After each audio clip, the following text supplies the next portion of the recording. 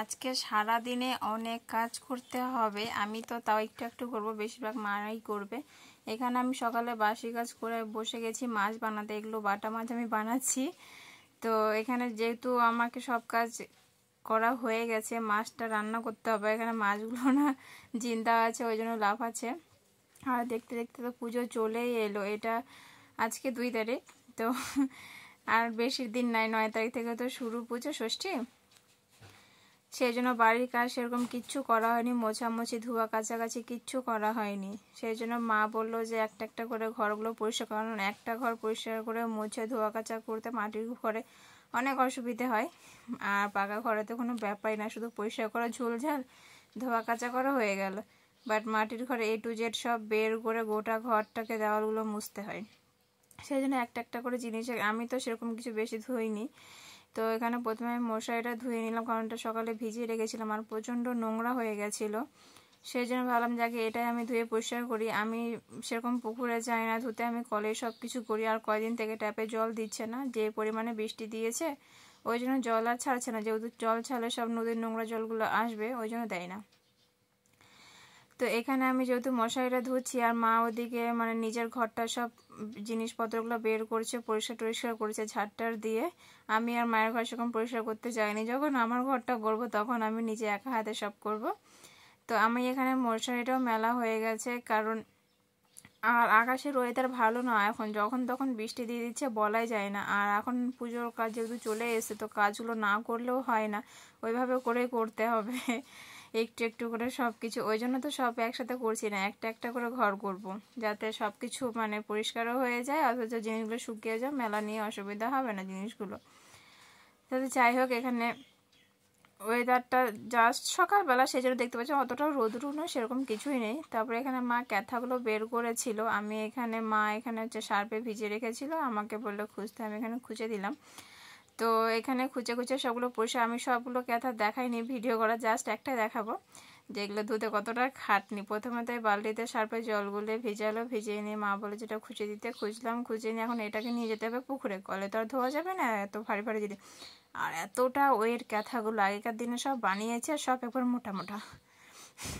তো যদিও এখন অনেকের বাড়িতে এগুলো আছে, গ্রামের দিকে সবার বাড়িতেই আছে এগুলো।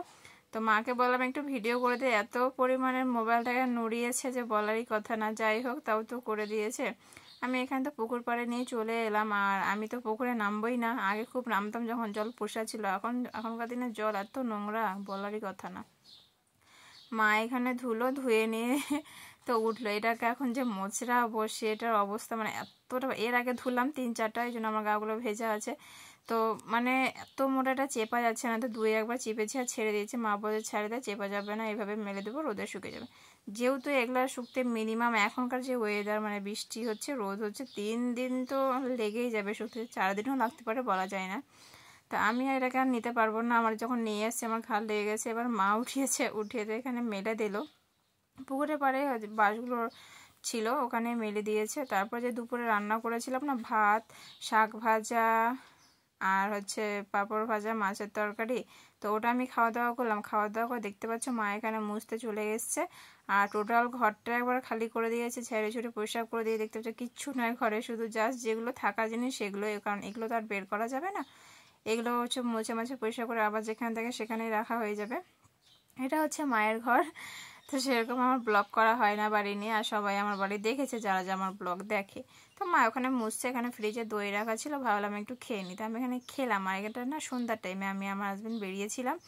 প্রথমে তো মিষ্টির দোকানে গেলাম, সিঙ্গারা ভেজিটেবিল চপ খেলাম। আর এটা দেখে কি মনে হচ্ছে মৌসুমি? ভুল ধারণা, এটা মৌসুমি না, এটা হচ্ছে লেবু। এটা হচ্ছে যখন আমাদের বাড়িতে এই গাছটা ছিল, বাট এখন নেই। তো এটা দেখে খুব খেতে ইচ্ছে করেছিল, আগে খুব এরকম মৌসুমির মতো রোয়া ছুটে ছুটে খেতাম, ওই জন্য আমি নিয়েছিলাম। একটা 10 টাকা নিয়েছিল। আর এটা যেটা দেখছো ম্যাগি, ওটার আমি পকোড়া বানিয়েছি। মানে সকালে বানিয়েছিলাম ম্যাগি, তো বেশি, সরি চাউমিন সিদ্ধ হয়ে গেছে বেশি, তো ওটাকে আমি সাইডে রেখে আবার নতুন করে বানিয়েছিলাম। তো ভাবলাম যে ফেলবো কেন, এটারই পকোড়া বানিয়ে দিই। তো এখানে চাউমিন যেটা পকোড়া বানাতে লাগে, বেসন, চালের গুঁড়ো, পেঁয়াজ, লঙ্কা, লবণ, হলুদ, যেগুলো আর কি লাগে ওগুলো দিয়ে আমি বানিয়েছি।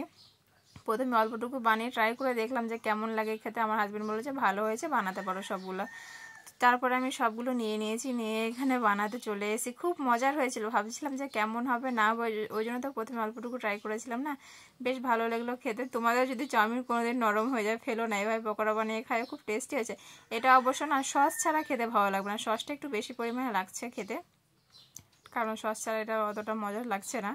তো যাই হোক, এখানে এপাশ ওপাশ করে লাল টাল করে সব তো ভাজা হয়ে গেছে। এবার তো আমার হাজব্যান্ড তো মানে নামাতে নামাতে না খাওয়া শুরু হয়ে গেছে। তো আজকের মতো ভিডিওটা এইটুকুই, ভালো লাগলে লাইক কমেন্ট শেয়ার, চ্যানেলকে সাবস্ক্রাইব করে দিও। Bye bye.